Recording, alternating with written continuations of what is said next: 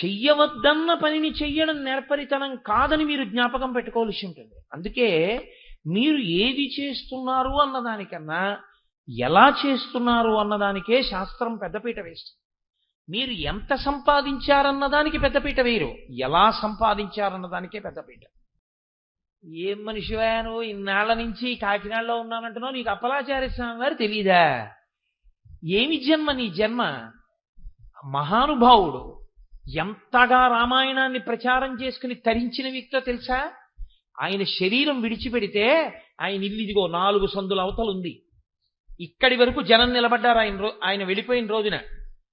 ఆయన శరీరం మామూలు కట్టెలలో కాలకూడదని ఇంటింటి నుంచి గంధపు చెక్కలు తెచ్చి గంధపు చెక్కల్లో కాల్చారు. అదే ఆయన జీవితం అంటే. మహానుభావుడే ఆయన అన్నాడు. నేనప్పుడు ఇంకా ఏమైనా అంటే తిడుతుందేమోనని, అమ్మా నాకు తెలుసమ్మా, ప్రాతస్మరణీయులు వారి వైభవం సామాన్య స్త్రీవి నువ్వు కూడా ఎంత గౌరవిస్తావన్నది విని ఆనందిద్దామని అడిగాను, అంతేనమ్మా నాకు తెలుసు అన్నాను. ఆవిడ ఎంతో సంతోషించింది. అంటే నేను మీతో ఎందుకు మనవి చేస్తున్నానంటే, మీరు ఎంత సంపాదించారన్నది కాదు, ఎలా సంపాదించారన్నది ప్రధానం. మీరు ఏవి అనుభవించారన్నది కాదు, మీరు ఎలా అనుభవించారన్నది ప్రధానం. ధర్మ వ్యతిరిక్తంగా భోగం అనుభవించిన వాడేమో, కానీ నొల్లుకునేది ఏముంటుంది చెప్పండి? శ్రీరామాయణం చూడండి. రాముడు చాలా కష్టాలు పడ్డాడు ధర్మం కోసం. రావణాసురుడు అధర్మాన్ని పట్టుకుని చాలా సుఖపడ్డాడు. చాలా సుఖపడిన రావణుడు, చాలా కష్టపడిన రాముడు యుద్ధభూమిలో నించుంటే దేవతలు ఋషులు కూడా ఆకాశంలో నిలబడి ఎవరు గెలవాలని కోరారు? రాముడు గెలవాలని కోరారు. రావణుడి 10 తలలు తెగి కింద పడిపోతే సొంత భార్య మండోదరి అడవలేదు. మల్లె పువ్వు యొక్క సువాసన ఎంత గొప్పగా ఉంటుందో, మామిడి పండు యొక్క రసం ఎంత తీయగా ఉంటుందో, అంతటి సువాసన కలిసినటువంటి మధురమైన వాక్కు కలిగిన శంకర భగవత్పాదులు, అంత గొప్ప వాక్కు, అంత గొప్ప నడవడి కలిగినటువంటి రామచంద్రమూర్తి ఈ 2 నెలల్లోనే పుట్టడం ఆశ్చర్యకరమైన విషయం. అసలు మహాపురుషులందరూ లోకంలో చైత్ర వైశాఖ మాసాల్లోనే పుట్టారు. కాబట్టి అందుకే వాటికి మధుమాసము, మాధవ మాసము అని పేరు. ప్రకృతిలో ఋతువులుగా, రాత్రింబవళ్ళుగా, నిద్రగా, లయంగా, స్వల్పకాలిక లయంగా, ఆకలిగా, అన్నం తీరడంగా, ఇన్నిటిగానూ బాహ్యమునందు ఒక కారు తయారవ్వాలంటే కావలసిన ఇనుమంతా భూమిలోంచే రావాలి. ఆ కారు పరిగెత్తడానికి కావలసిన పెట్రోలు భూమిలోంచే రావాలి. మీరు ఏ భోగం అనుభవిస్తున్నారనుకుంటున్నారో ఆ భోగములన్నీ కూడా భూమిలోంచే వస్తాయి. కాబట్టి శర్వః అంటారు. ఆ భూమి నుండి సమస్త భోగములకు కావలసినవి ఈశ్వరుడు ఇస్తూ ఉంటాడు. ఈ ఇచ్చినప్పుడు సనాతన ధర్మంలో ఒక మాట వాడతారు, అపరిగ్రహము. అపరిగ్రహము అంటే నీకు ఎంతవరకు అవసరమో అంతవరకు కన్నా ఎక్కువగా నువ్వు పుచ్చుకోకూడదు.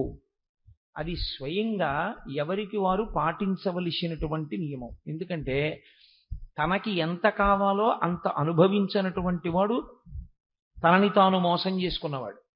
తనకెంత కావాలో అంతకన్నా తక్కువ చేసుకుని బతికి భవిష్యత్ తరాలకి దాచిపెడదామనుకున్నవాడు స్వార్థంతో బతికి తనని తాను సుఖపెట్టుకోనివాడు. తనకు అవసరమైన దానికన్నా ఎక్కువ వాడినవాడు భవిష్యత్ తరాలకి ద్రోహం చేసినవాడు. ఈ ప్రపంచంలో మన వారసులకు దక్కవలసినవి నిష్కారణంగా వీడు వాడుకుని ఉంది కదా అని చెప్పి ఆ భూమి నుంచి వచ్చేటటువంటి ఐశ్వర్యమును పాడు చేసినవాడు. అందుకే అపరిగ్రహము ఉండాలి అని చెప్పింది సనాతన ధర్మం. నీకు ఎంత అవసరమో అంతవరకు తప్ప, అంతకు మించి నీకు తీసుకునేటటువంటి అధికారం కానీ, అంతకు మించి దాచుకునే అధికారం కానీ వద్దు. ఎంతవరకో అంతవరకు జీవించు. చిత్రం ఏంటంటే ఈ అపరిగ్రహమును గురించినటువంటి బోధ చెప్పవలసింది మనుష్యుడికొక్కడికి. 84 లక్షల జీవరాశులు ఉన్నాయని వేదం చెప్తాము. అందులో 83,99,999 ప్రాణులు అపరిగ్రహం పాటిస్తాయి తమంత తాముగా. కడుపు నిండిపోయిందనుకోండి పక్షి తిందో, కడుపు నిండిపోయిందనుకోండి కుక్క తిందో. దానికి బిడ్డలు పుట్టాయనుకోండి పాలిస్తుంది. ఆ బిడ్డల ఆహారం తినడం వచ్చింది అన్నాయనుకోండి వదిలిపెట్టేస్తుంది. ఆ బిడ్డల కోసం కుక్కలకి బ్యాంకులు, పిల్లులకి బ్యాంకులు లేవు. కానీ చిత్రం ఏమిటంటే ఒక్క మనుష్యుడొక్కడే తన కొరకు కాకుండా కొన్ని తరాల వరకు దాచాలనేటటువంటి ప్రయత్నంలో ఉంటాడు. దాచవద్దని శాస్త్రం చెప్పలేదు. దాచమనే చెప్పింది. కానీ ఎంత దాచాలి అన్నది కూడా వేదం మాట్లాడింది. అతిగా వెళ్ళి పాడు చేసుకోవద్దు జీవితాన్ని. కాబట్టి యోగ కర్మసు కౌశలం అన్న మాటకు అర్థం ఏమిటంటే, వేద తాత్పర్యమును మీరు గ్రహించి మీరు కర్మ చేసేటప్పుడు దాన్ని ఎలా చెయ్యాలో ఆ నైపుణ్యముతో నేర్పరితనంతో కర్మ చెయ్యగలిగినటువంటి విధానానికి కౌశలం. దర్భ ఎంత కొయ్యాలో అంతే కొయ్యాలి. కుశ అంటే దర్భ. అంతేకాని దర్భని మొదలంట పెళ్ళగించేశారనుకోండి, మళ్ళీ ఎలా వస్తుంది దర్భ? అదే దర్భని కొంత కోసి విడిచిపెట్టేశారనుకోండి, దర్భకి చివర్లు ప్రధానం. దర్భ చివర్లు ఏ దిక్కుకు వేశారు అన్నదాన్ని బట్టి మీరు ఏ కార్యం చేస్తున్నారు అన్నది తెలుస్తుంది. దక్షిణ దిక్కుకి కొసలు వేశారనుకోండి, పితృకార్యం చేస్తున్నాడని గుర్తు. తూర్పు దిక్కుకు కొసలు వేశాడనుకోండి, ఈశ్వరారాధన చేస్తున్నాడు అని గుర్తు. కాబట్టి కొస ఉండాలి, మొదలు నీకెందుకు? కాబట్టి పాడు చేయకూడదు. లోకంలో దేన్ని కూడా ధ్వంసం చేసేటటువంటి హక్కు మనకి ఇవ్వలేదు. అంతటి సంజీవనీ పర్వతాన్ని తీసుకొచ్చిన హనుమ కూడా ప్రయోజనం అయిపోయిన తర్వాత సముద్రంలో బారేయచ్చు, మళ్ళీ ఎవడెళ్తాడు ఉత్తర దిక్కుగా. మళ్ళీ పట్టుకెళ్ళిపోయి సంజీవనీ పర్వతాన్ని హిమాలయాల్లో సుస్థాపితం చేసి వెనక్కి వచ్చేసారు ఆయన. అంత యుద్ధకాండలో కూడా అపరిగ్రహము అంటే తనకెంతవరకు అవసరమో అంతవరకు మాత్రమే కర్మ చేసి దాని వలన ప్రయోజనమును సాధించుకొనుట తప్ప నిష్కారణమైనటువంటి కర్మ చెయ్యడం కానీ, నిష్కారణంగా ప్రకృతిలోంచి మీకు అక్కర్లేని వాటినన్నింటినీ స్వీకరించడం కానీ చెయ్యవద్దు. రెండు, కర్మసు కౌశలం అన్న మాటలో నేర్పరితనంతో చెయ్యడము అని కదండి మీరు అన్నారు. నేర్పరితనంతో చెయ్యడము అంటే, నేను అయ్యప్ప స్వామి గుళ్ళో ఉపన్యాసాలు జరిగేటప్పుడు ఎప్పుడు 42 రోజులు ఉపన్యాసాలు చెప్పినా గోపాలకృష్ణ గారు ఒకసారి అనౌన్స్మెంట్ చేస్తుంటారు. అమ్మ, రాత్రి ఎవరిదో దొంగలు ఎత్తుకుపోయారు, గొలుసు ఇంటికి ఎడుతుంటే మీ అందరూ జాగ్రత్తగా వెళ్ళండి ఇంటికి వెళ్ళేటప్పుడు. లేకపోతే వీధిలో పార్కింగ్లో పెట్టిన సైకిల్ ఎవరో ఎత్తుకుపోయారు. ఈ మధ్య మహాభారతం చెప్తుంటే ఎవరో బ్యాంక్ ఆఫీసర్ గారు ఆ స్కూటర్ డిక్కీలో పెట్టుకున్నటువంటి చెస్ట్ కీస్ ఎత్తుకుపోయారు. ఇప్పుడు ఇంతమంది భారతం వినడానికి వస్తే బయట ఉన్నటువంటి ద్విచక్ర వాహనాల మీద కూడా కొంతమంది కూర్చుని వింటూ ఉంటారు. ఒకడు ఎందుకు వస్తాడంటే, అందులో ఉన్నది వాడికి పనికొచ్చిందా పనికి రాలేదా అన్నది అనవసరం. చౌరాయి శష్ఫలాభాయ అని దొంగవాడికి వెంట్రుక మొక్క దొరికినా ఆనందమే, వాడిదా ఏమి. అందుకని ఆ డిక్కీ తెరిచి అందులో ఉన్నటువంటి వస్తువు పట్టుకుపోయాడు. కానీ మీరు జాగ్రత్తగా గమనించండి, నేను ఉద్యోగం చేయడం ఎంత జాగ్రత్తగా చేస్తానో, ప్రవచనం చేసేటప్పుడు ఎంత జాగ్రత్తగా మాట్లాడతానో, నేను భోజనం చేసేటప్పుడు ఎంత జాగ్రత్తగా భోజనం చేస్తానో, వ్యాయామం చేసేటప్పుడు ఎంత జాగ్రత్తగా వ్యాయామం చేస్తానో, అంతకన్నా ఒళ్ళు దగ్గర పెట్టుకుని చాలా జాగ్రత్తగా చేయవలసింది దొంగతనం ఈ లోకంలో. ఎందుకంటే నేను 20 ఏళ్ళు ఉద్యోగం చాలా బాగా చేశానండి, ఏదో ఒక్కసారి ఫైల్ తప్పు రాశానండి అన్నాను అనుకోండి, ఏదో ఓ మెమో ఇచ్చి, however your explanation has been considered carefully and it is found that you are negligent while discharging your duties, still a lenient view is taken and the memo dropped for this time, however you are cautioned to be more careful in future అని నాకు ఒక letter ఇచ్చి విడిచిపెట్టేస్తారు. ఒక దొంగ దొరికిపోయాడు అనుకోండి, అయ్యా ఇప్పటికి నేను 12,374 దొంగతనాలు చాలా బాగా చేశాను, ఇది ఒక్కటే దొరికాను అంటే క్షమిస్తారా? ఒక్కనాటికి క్షమించారు. ఇతపూర్వం నైపుణ్యంతో చేసినవన్నీ ఇప్పుడు పెద్ద శిక్షకి కారణం అవుతుంది. చాలా హత్యలు బాగా చేశానండి, ఈ హత్య దగ్గరే దొరికిపోయాను అన్నాడు అనుకోండి, అది ఆయన్ని క్షమించడానికి కారణం అవ్వదు, ఆయన్ని ఇంకా బాగా శిక్షించడానికి కారణం అవుతుంది. యోగ కర్మసు కౌశలం, పని చేసేటప్పుడు నువ్వు నేర్పరితనంతో చెయ్యి అని కృష్ణ పరమాత్మ అన్నారు కదండి. అందుకని నేను చాలా నేర్పరితనంతో దొంగతనం చేశాను, చాలా నేర్పరితనంతో హత్య చేశాను అంటే అది కూడా కర్మసు కౌశలమే అవుతుందా? అందుకే ఆయన వెంటనే పక్క శ్లోకంలో ఈ మాట అనడానికి కారణం అదే. యోగస్థ కురు కర్మాణి సంగం త్యక్త్వా ధనంజయ. నువ్వు చేసే పని ఏది పడితే ఆ పని నువ్వు చేసేసి నేను చాలా నేర్పరితనంగా చేశానండి అనకూడదు. నా దగ్గరికి వచ్చిన వాళ్ళు కొంతమంది చెప్తూ ఉంటారు, తిరుమల వెళ్ళామండి దర్శనానికి, కోటేశ్వరారు మేము 50 రూపాయల కిలో ఇలా వెళ్ళి బయటకు వచ్చేస్తుంటే, లోపలికి వెళ్ళే వాళ్ళు వెడుతుండగా బయటికి వెళ్ళే వాళ్ళందరినీ కాసేపు నించో పెట్టారు, ఏదో ప్రసాదాల గుండిగలు పెడుతున్నాయి, 200-300 మంది అయిపోవడంలో అక్కడ ఉన్న వాళ్ళు చూడలేదు, నేను మెల్లిగా తాడు కింద నుంచి దూరి మళ్ళీ గుళ్ళోకి వెళ్ళే వాళ్ళలోకి వెళ్ళిపోయానండి. ఇలా ఆనంద నిలయంలోకి 3-4 మాటలు వెళ్ళిపోయి ఒక్క రోజులో 4 దర్శనాలు చేసుకొచ్చానండి అంటాడు. ఇప్పుడు అది నేర్పరితనమా, చాలా బాగా చేసినటువంటి దర్శనమా, ఈశ్వరుడి దృష్టిలో నువ్వు అపరాధివా? నువ్వు అపరాధివే. భగవద్దర్శనం అలా చేయడం, దొంగ దర్శనాలు చేయడం ఏమిటి? అలా వెళ్ళకూడదు. ఈశ్వరుణ్ణి నువ్వు ఎలా చూడాలో అలా ఒక్క మాట చూడాలి. అందుకే రాజద్వారే రాజగృహే దర్శనం చేయమని చెప్తారు. తప్పించి ఇంకొకలా దర్శనం చేయకూడదు. నీకు అలా అవకాశం లేకపోతే ఇంకొక మారు చూడాలనిపిస్తే చూడ్డానికే విమాన వెంకటేశ్వరుడు ఉంటాడు. బయట నుంచి చూడాలి తప్ప ఇక అంతరాలయంలోకి మళ్ళీ జొరపడకూడదు. నీకు విమాన వెంకటేశ్వరుడు కూడా కనపడకపోతే బయటికి వచ్చి విమానాన్ని చూడు చాలు. ఆనందనిలయ విమానం ఎక్కడి నుంచైనా కనపడుతుంది. ఒక్కసారి ఆనందనిలయ విమానాన్ని చూసి నువ్వు నమస్కారం చేస్తే నువ్వు వెంకటేశ్వర దర్శనం చేసేసినట్టే. నీకు విమానం కూడా కనపడకపోతే ప్రాకారాన్ని దర్శనం చాలు, గోడకి నమస్కారం చేయి, నువ్వు ఈశ్వరుడికి దర్శనం చేసినట్టే. నీకు ప్రాకారం కూడా కనపడకపోతే అర్చకుడు అలా వెడుతుండగా చూడు, నువ్వు ఈశ్వర దర్శనం చేసినట్టే. నేను అబద్ధం చెప్పానని మీరు అనుకోవద్దు, నేను ఆగమంలోంచి మాట్లాడుతున్నాను ఈ విషయాన్ని. దేవాలయాన్ని 8 పెట్టి భాగిస్తారు. భాగించి దేవాలయంలో ఉన్నటువంటి 8 ఈశ్వర స్వరూపములే. ప్రాకారము, ధ్వజము, గోపురము, విమానము, అంతరముగా ఉన్నటువంటి ధ్రువమూర్తి, పరివార దేవతలు, అర్చకుడు, వీళ్ళందరినీ కలిపి ఈ ఆలయంగా భావన చేస్తారు తప్ప ఆలయం అంటే ఒక్క మూల విరాట్ కాడు. అలా అయితే విమానంలో ఉన్న మూర్తి ఇవన్నీ ఉండే అవకాశం ఉండదు ఆగమంలో. కాబట్టి యోగ కర్మసు కౌశలం అంటే వేదము ఏది చెయ్యమని చెప్పిందో అది మాత్రమే చెయ్యి తప్ప వేదము చెయ్యవద్దన్న పనిని నువ్వు చాలా కౌశలంతో చేసినా నువ్వు చేసిన దానివల్ల నీకు పాపము సంక్రమిస్తుంది, కానీ నీకు పుణ్యము సంక్రమించదు, చిత్తశుద్ధి కలగదు. దానివల్ల నీకు చిత్తశుద్ధి కలిగే అవకాశము లేనే లేదు. ఆ కర్మ నీకు ఎందుకూ పనికిరాదు. సరికదా, ఆ కర్మ నిన్ను బంధనంలో పడేస్తుంది. మీరు ఎప్పుడూ ఒక విషయాన్ని జాగ్రత్తగా జ్ఞాపకం పెట్టుకోవాలి. మీరు అలా కూర్చునుంటే నేను ఒక తాడు పట్టుకొచ్చి మీ చుట్టూ ఇలా తిప్పాను అనుకోండి, ఏం చేసినట్లు? మిమ్మల్ని బంధించాను. నేను ఇప్పుడు ఆ తాడు ఇలా తిప్పాను అనుకోండి, ఏం చేశాను? విడుదల చేసినట్టు. 2 మాటలు నేను తాడే తిప్పాను. 2 మాటలు తాడు తిప్పినా మొదటిసారి ఒక దిశలో తిప్పేస్తే బంధనం, వ్యతిరేక దిశలో రెండోసారి తిప్పితే విడుదల.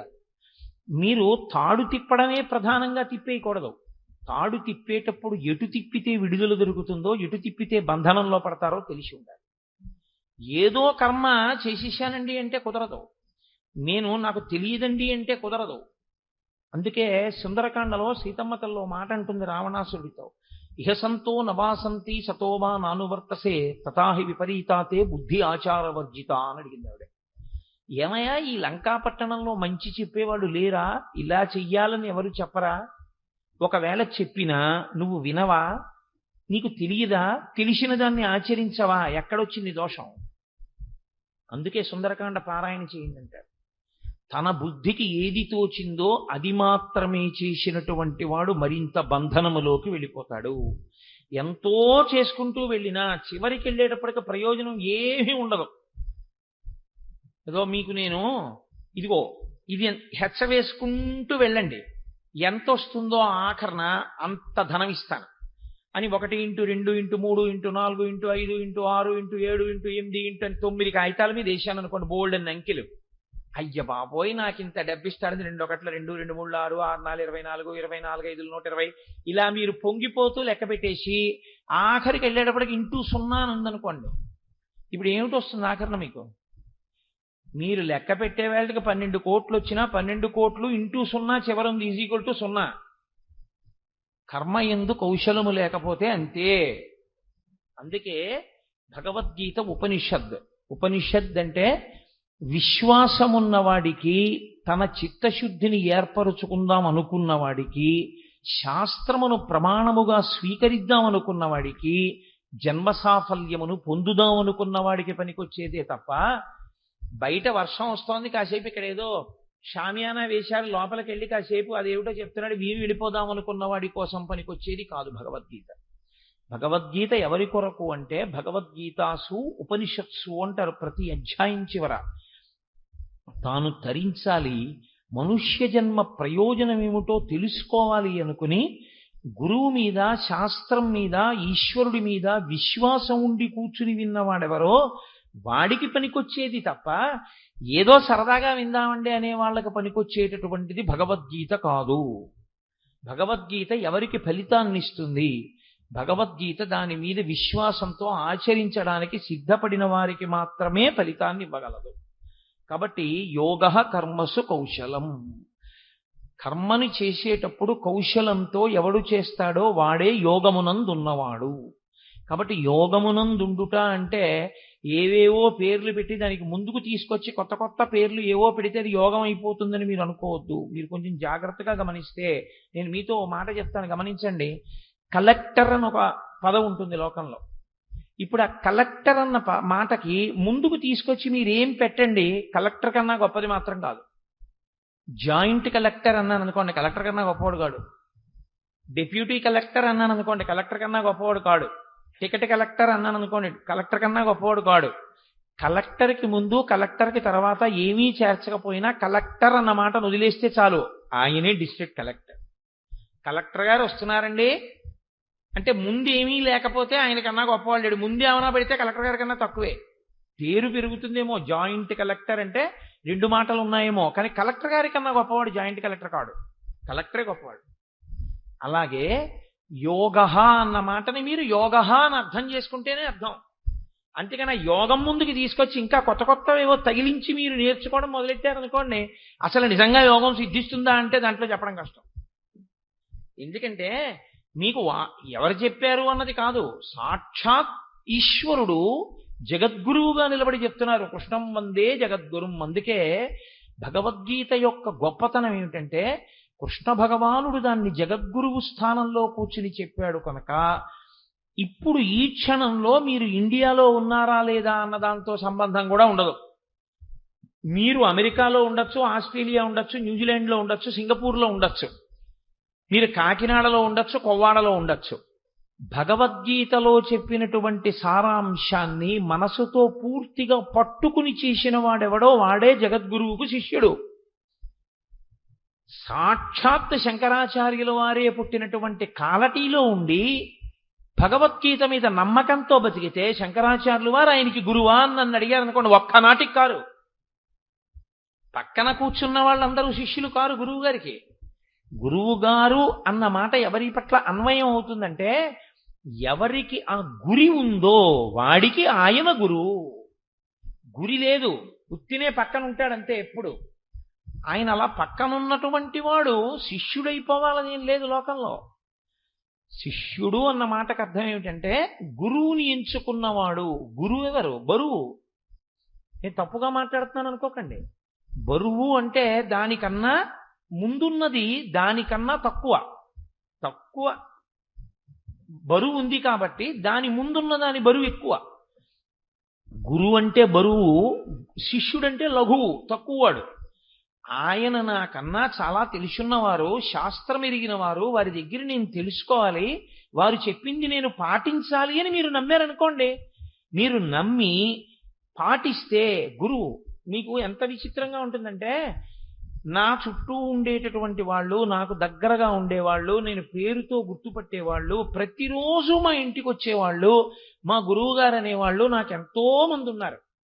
నేను గురువునో కాదో తరువాతి మాట, నా మీద గురి పెట్టుకున్నారు అని నేను అనుకోవలసిన వాళ్ళు. కానీ అసలు అంత గురున్నవాడోడున్నాడు అన్న విషయం మనకి తెలియకుండా కూడా ఉంటారు శిష్యులు లోకంలో. అది విచిత్రం. నిన్న నా దగ్గరికి ఈ ఉపన్యాసానికి బయలుదేరడానికి ముందరే, అమ్మా ఇప్పటికి 3-4 పర్యాయాలు హైదరాబాద్ నుంచి వచ్చాను, గురువు గారిని ఒక్కసారి చూసి వెళ్ళిపోతాం, నేను మాట్లాడినమ్మా ఎందుకంటే ఆయన వెళ్ళిపోవాలి సభకి, నేను ఆయనకి ప్రతిబంధకం కాను, ఒక్కసారి ఇలా వంగి ఆయన పాదాలకు నమస్కారం చేసి వెళ్ళిపోతా అంటే నా భార్య సరే అయితే అంత బతిమాలుతుంటే కాదనకూడదని సరే కూర్చోండి. నేను సంధ్యావందనం చేసుకుని వచ్చా. వాళ్ళిద్దరూ నిమ్స్లో కార్డియాలజిస్టు, ప్రఖ్యాతి వహించినటువంటి ఒక కార్డియాలజిస్టు, ఆయన భార్య, ఆవిడ కూడా డాక్టర్. ఇద్దరూ నిమ్స్ నుంచి వచ్చారు. వాళ్ళ అమ్మగారు అంటే ఆ పిల్లవాడి అమ్మగారు కూడా డాక్టర్ అయ్యారు. వాళ్ళు ముగ్గురు వచ్చారు నిన్న. ఆ పిల్లవాడు ఒక్కటే మాట అన్నాడు, ఆ అమ్మాయి ఒక్కటే మాట. వాళ్ళు అన్నారు, మేము పూర్వం దీనికో దానికి అశాంతిగా ఉండేవాళ్ళం. మీ ఉపన్యాసాల సీడీలు విన్న తర్వాత మన కర్మ మనం చేస్తూ వెడితే ఫలితం ఇచ్చేవాడు ఈశ్వరుడు అన్నవాడు ఒకడు ఉన్నాడు. వాడు మనం అనుకున్నది ఇవ్వలేదు అంటే అది ఇవ్వకపోవడం వల్ల మనకు ప్రయోజనం ఉంది. వాడు ఇచ్చాడు కాబట్టి ఆ ఇచ్చింది పొందడం వల్ల ప్రయోజనం ఉంది అని నమ్మడం మొదలుపెట్టిన తర్వాత మేము ఎంతో హాయిగా ఉంటున్నాం గురువుగారు అని వాళ్ళిద్దరూ అంత ప్రఖ్యాతి వహించిన వైద్యులు.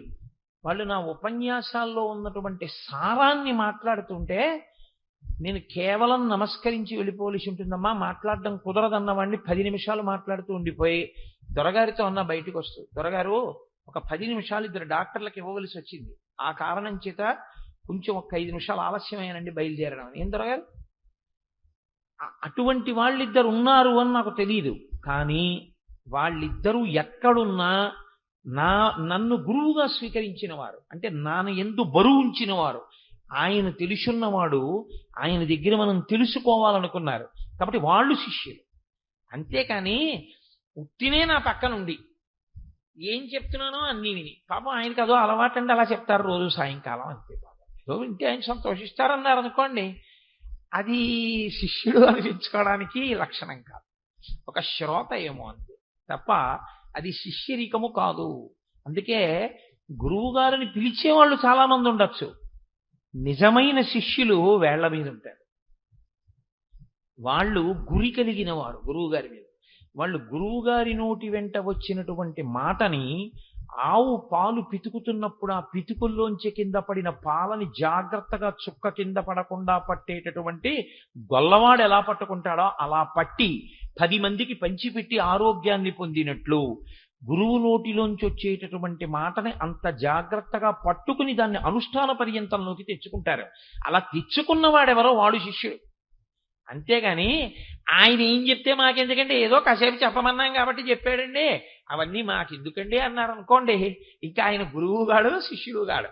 కాకపోతే ఏమిటంటే లోకంలో మర్యాదలో గురువు అని చూడండి, సైకిల్లో గాలి కట్టేవాడిని కూడా గురువు కాస్త గాలి కొట్టేవా అంటారు. ఆ గురువుకి ఈ గురువుకి పెద్ద తేడా ఏం ఉండదు అటువంటి స్థితిలో.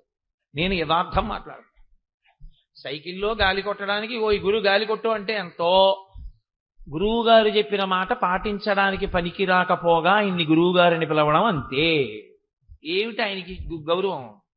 ఆయన మాట ఎందుకు పనికొచ్చినట్టు? మీకు ఒక విషయం ఏదైనా పనికొచ్చి నా జీవితం మారింది అంటే చాలా సంతోషంగా ఉంటుంది.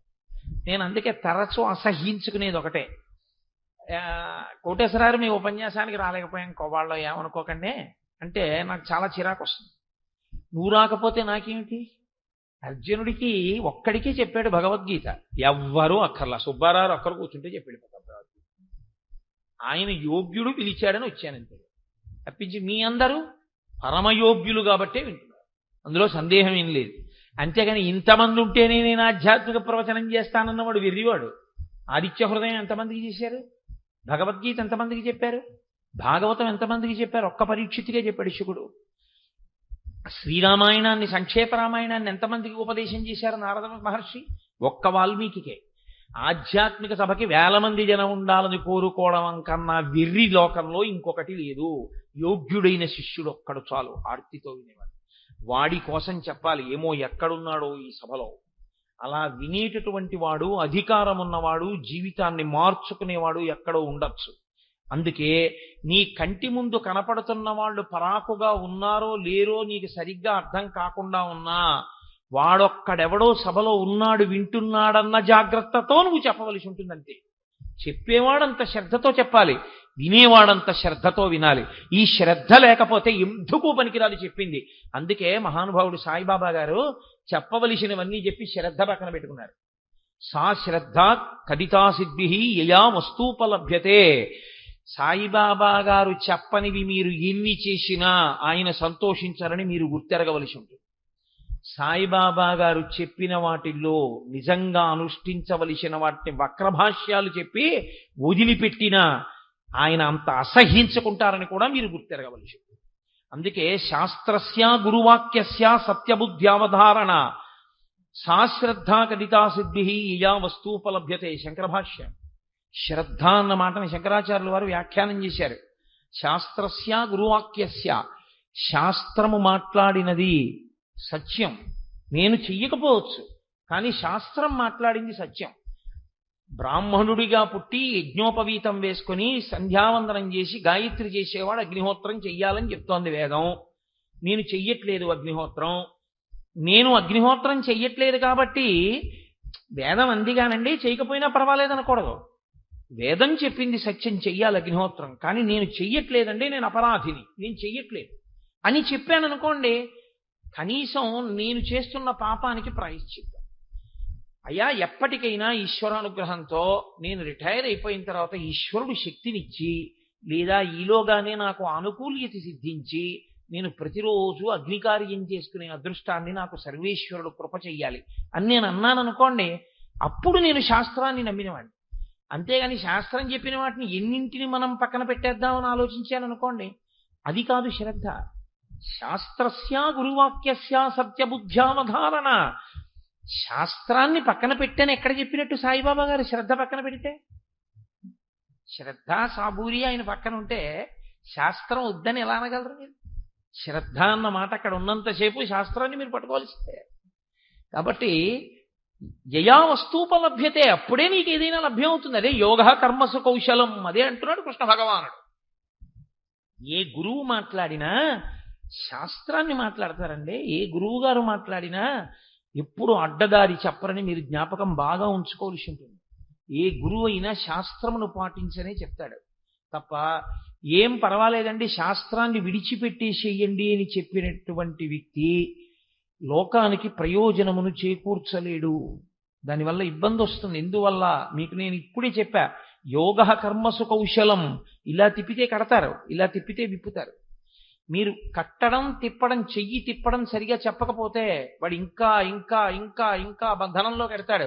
ఎంత పెట్టి హెచ్చ వేసినా చివర సున్నుంది, సున్నే వచ్చేస్తుంది. అది రాకుండా జాగ్రత్త పడాలి అంటే యోగ కర్మసు కౌశలం. దొంగతనం చాలా నేర్పరితనంగా చేశానండి, ఉపయోగం లేదు.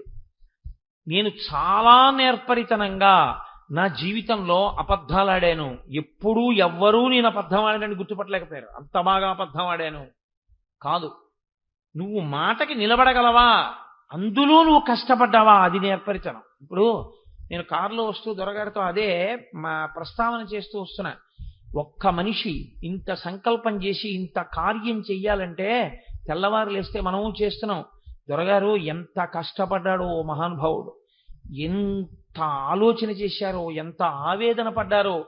అటువంటి వ్యక్తికి మాట ఇచ్చిన తరువాత వారం రోజులు వస్తానని, వారం రోజులు నేను వెళ్ళి నేను చెప్పగలిగింది చెప్పి, అమ్మయ్యా ఆయన ఇంత కష్టపడితే ఆయనకి నేను ఒక ఉపకారం చెయ్యగలిగాను, ఇచ్చిన మాట ప్రకారం వెళ్ళి గంట చెప్పాను, అరగంట చెప్పాను, నేను నమ్ముకున్న శాస్త్రాన్ని చెప్పి నేను వచ్చాను, చాలు, నాకు ఈ తృప్తి చాలు దొరగారు.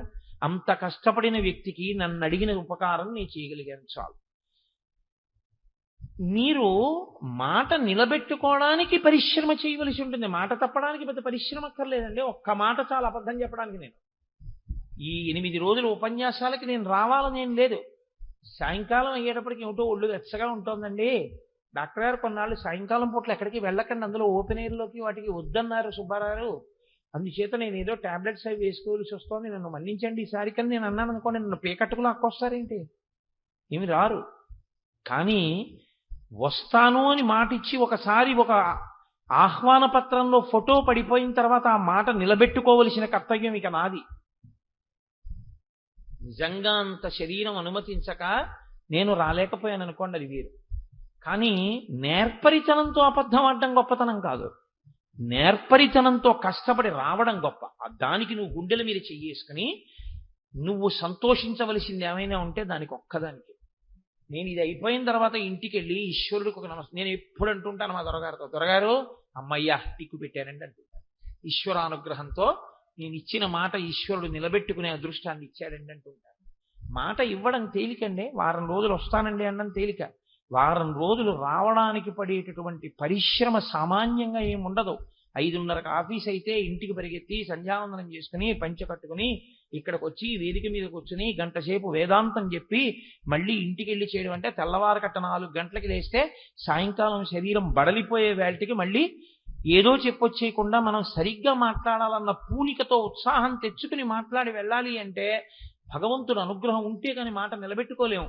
దానికి ఈశ్వరుడికి నిజమైన సత్కారం ఏది అంటే, అమ్మయ్య ఈశ్వర, నేను మాటిస్తే నిలబెట్టుకునేటట్టు చేశావయ్యా, చాలు, ఇంకింతకన్నా నాకేం కావాలి, ఇంకా నాకేం అక్కర్లేదు జీవితంలో.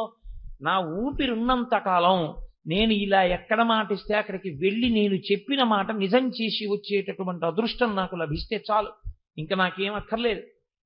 యోగా కర్మసు కౌశలం. నేను నన్ను పొగుడుకున్నానని మీరు అనుకోవద్దు. ఒక మాట నిలబెట్టుకోవడం ఎంత కష్టంగా ఉంటుందో మీకు నేను మనవి చేస్తున్నాను. మీరు కర్మని ఎలాగైనా చెయ్యొచ్చు, ఈశ్వరుడు అడ్డుపడడు. ఎందుకో తెలుసా అండి? బుద్ధి ఇచ్చి విడిచిపెట్టి సాక్షిగా చూస్తూ ఉంటాడు. ఈ దేహాన్ని మార్చడమా, దేహం అక్కర్లేకుండా కలపడమా అని చూడడంలో అక్కడ కౌశలాన్ని చూస్తాడు. వీడు ఎంత నిజాయితీగా నిలబడతాడు, ఎంత త్రికరణ శుద్ధితో నిలబడతాడో, శాస్త్రానికి ఎంత ధైర్యంతో నిలబడతాడు. లొంగిపోతాడా, శాస్త్రానికి నిలబడిపోతాడా, అదే ఈశ్వరుడు చూస్తూ ఉంటాడు. కాబట్టి చెయ్యవద్దన్న పనిని చెయ్యడం నేర్పరితనం కాదని మీరు జ్ఞాపకం పెట్టుకోవాల్సి ఉంటుంది. అందుకే మీరు ఏది చేస్తున్నారు అన్నదానికన్నా ఎలా చేస్తున్నారు అన్నదానికే శాస్త్రం పెద్దపీట వేస్తుంది. మీరు ఎంత సంపాదించారన్నదానికి పెద్దపీట వేయరు, ఎలా సంపాదించారన్నదానికే పెద్దపీట. ఎందుకో తెలుసా అండి? నేను పేర్లు చెప్పకూడదు. తమ ఇచ్చ వచ్చినట్లు సంపాదించి కూతురు విధవైపోయి ఒక్క బిడ్డల్ని కూడా కనకుండా ఇంటికి వచ్చేస్తే, కొడుకు అకస్మాత్తుగా తల మీద దెబ్బ తగిలి పిచ్చివాడైపోతే గదిలో పెట్టి ఇంత అన్నం తలుపు తీసి లోపలికి తోసి తలుపేసేస్తే ఆ పిల్లాడు తిని గోడల మీదకి విసిరేస్తుంటే లోపలికి డాక్టర్ వెళ్ళి మత్తు ఇంజక్షన్ ఇస్తేనే పిల్లాడిని పట్టుకోగలిగిన రీతిలో పిల్లాడైపోతే, ఇలా కూతురైపోతే, సంపాదించుకున్న కోట్లు ఎందుకు పనికి రాకపోతే ఏడుస్తూ జీవితం గడుపుతున్న వాళ్ళని నేను చూశాను లోకంలో.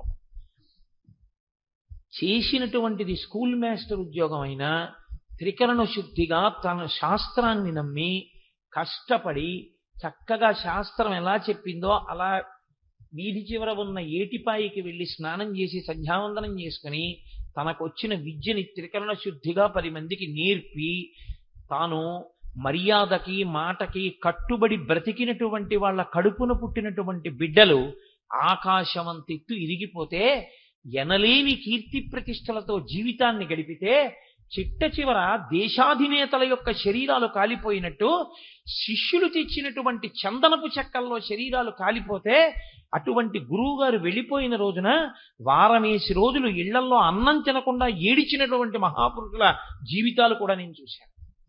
ఎందుచేత మీతో అంటున్నానంటే, శ్రీభాష్యం అప్పలాచార్య స్వామి వారిని గృహస్థాశ్రమంలో ఉండేవారు. నేను ఒకసారి కారులో విశాఖపట్నం వైపు వెడుతూ అప్పలాచార్య స్వామి వారి గురించి మాట్లాడుతుంటే నాతో కారులో వెళ్తున్న వ్యక్తి అన్నాడు, ఏంటి అంత గొప్పవారు ఏంటండి ఆయన అన్నాడు. నేనన్నా, నాకు ఇలా కాదు, ఆయన గొప్పతనం ఏమిటో అర్థం అవ్వాలి ఇంకని నేను ఆయన గొప్పతనం ఏమిటో చెప్తాను, మీకు అర్థమయ్యేట్టు చెప్తాను ఉండండి, ఎలాగో హైవే మీద వెళ్తున్నాగా అని ఆ పక్క సందులోకి దిగి అరటిపళ్ళు కొబ్బరికాయలు అమ్మే కొట్టు ఒకటి చిన్నది ఉంటే అక్కడ ఒక అమ్మి వాటిని అమ్ముతోంది. అక్కడ నిలబడి ఏదో అరటిపళ్ళు కొన్నట్టుగా అమ్మ వారడైన అరటిపళ్ళు ఇమ్మని, అమ్మ ఇక్కడ ఏదో శ్రీభాష్యం అప్పలాచార్యులు గారిని ఎవరో ఉన్నారంటారు కదా, వాళ్ళు ఇల్లే ఇక్కడ ఎక్కడో ఉందంటారు, నీకేమన్నా తెలుసా అన్నాను. ఆ అమ్మాయి నన్ను ఇలా విచిత్రంగా చూసినట్టు చూసి, శ్రీభాష్యం అప్పలాచార్యులు గారు ఎవరో ఉంటారు ఇక్కడ, ఇక్కడే ఉంటారా అని అడుగుతున్నారా? శ్రీభాష్యం అప్పలాచార్యులు గారి ఇల్లు అంటే ఈ ఊళ్ళో వాళ్ళు ఎవరైనా చెప్తారు, మహానుభావుడండి ఆయన అంటే. ఎవరు ఒక అరటిపళ్ళు అమ్మి అది జీవితం అంటే. నేను ఈ అరటిపళ్ళు ఆయనకే పట్టుకెళ్తున్నాను అన్నాను, నాకు తెలిసి అప్పటికి ఆయన శరీరం వదిలేశారు. ఆవిడంది, మీరు అరటిపళ్ళు పట్టుకెడితే తినడానికి ఆయన లేరు ఇప్పుడు, మీరు ఎప్పుడు చూడలేదా అప్పలాచార్య స్వామి వారిని ఉన్నప్పుడు అంది. నేను తిని ఆవిడ ఏమంటుందో చూద్దామని, మేము ఎప్పుడు చూడలేదమ్మా, ఈ మధ్యన ఎవరో చెప్పారు ఒకసారి చూద్దామని వచ్చాం, ఆయన లేకపోవడమే అన్నాను. ఏం మనిషివా నువ్వు, ఇన్నాళ్ల నుంచి కాకినాడలో ఉన్నానంటున్నావు, నీకు అప్పలాచార్య స్వామి వారు తెలీదా? ఏమి జన్మ నీ జన్మ? మహానుభావుడు ఎంతగా రామాయణాన్ని ప్రచారం చేసుకుని తరించిన వ్యక్తో తెలుసా? ఆయన శరీరం విడిచిపెడితే ఆయన ఇల్లు ఇదిగో 4 సందుల అవతలుంది, ఇక్కడి వరకు జనం నిలబడ్డారు ఆయన వెళ్ళిపోయిన రోజున. ఆయన శరీరం మామూలు కట్టెలలో కాలకూడదని ఇంటింటి నుంచి గంధపు చెక్కలు తెచ్చి గంధపు చెక్కల్లో కాల్చారు. అదే ఆయన జీవితం అంటే, మహానుభావుడే ఆయన అన్నాడు. నేనప్పుడు ఇంకా ఏమైనా అంటే తిడుతుందేమోనని, అమ్మా నాకు తెలుసమ్మా ప్రాతస్మరణీయులు వారి వైభవం, సామాన్య స్త్రీవి నువ్వు కూడా ఎంత గౌరవిస్తావన్నది విని ఆనందిద్దామని అడిగానంతేనమ్మా, నాకు తెలుసు అన్నాను. ఆవిడ ఎంతో సంతోషించింది. అంటే నేను మీతో ఎందుకు మనవి చేస్తున్నానంటే, మీరు ఎంత సంపాదించారన్నది కాదు, ఎలా సంపాదించారన్నది ప్రధానం. మీరు ఏవి అనుభవించారన్నది కాదు, మీరు ఎలా అనుభవించారన్నది ప్రధానం. ధర్మ వ్యతిరిక్తంగా భోగం అనుభవించిన వాడు భోగం అనుభవించిన వాడేమో, కానీ నొల్లుకునేది ఏముంటుంది చెప్పండి? శ్రీరామాయణం చూడండి. రాముడు చాలా కష్టాలు పడ్డాడు ధర్మం కోసం. రావణాసురుడు అధర్మాన్ని పట్టుకుని చాలా సుఖపడ్డాడు.